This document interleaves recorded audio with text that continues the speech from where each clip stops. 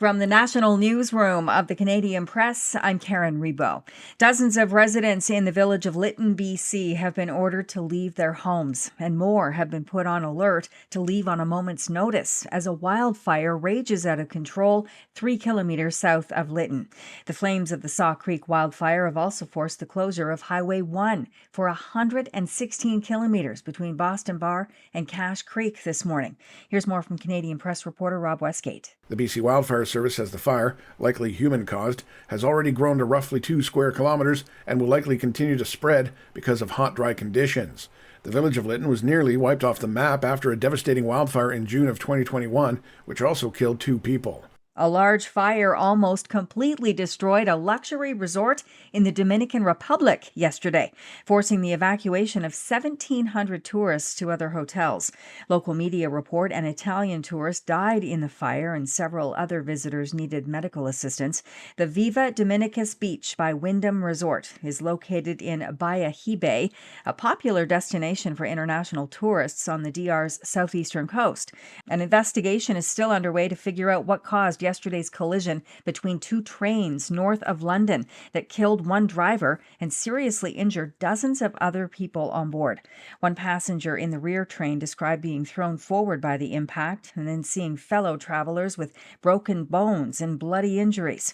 2 carved cedar totems have now been installed on either side of the Canadian end of the Chilkoot Trail as a permanent reminder that the route has always been more than just an access point to the Klondike Gold Rush.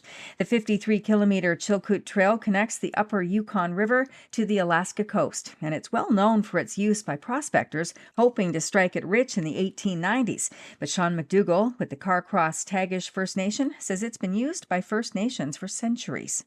Part of the revitalization and learning about our culture, they realized it's an important thing for us to recognize that the trail has a much longer and much deeper history than what was being told.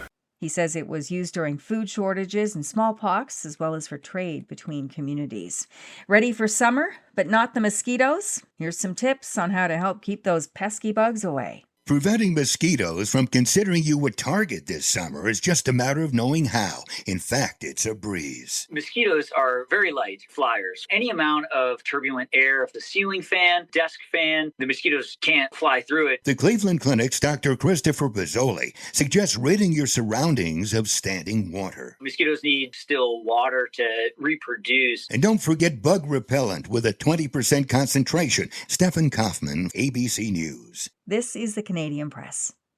In sports, World Cup action today will see Toronto play host to a third game. Germany faces the Ivory Coast in a marquee FIFA Men's World Cup matchup this afternoon at Toronto Stadium. It's one of 4 World Cup matches on tap today.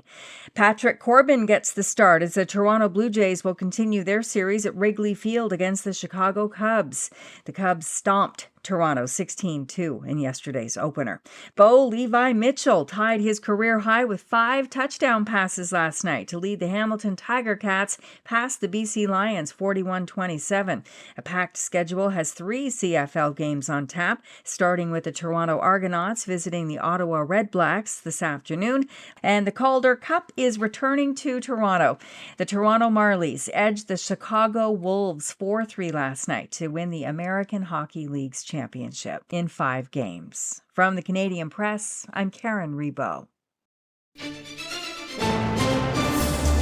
Thanks for listening. Don't forget to follow and subscribe. For more of today's top stories, visit thecanadianpressnews.ca.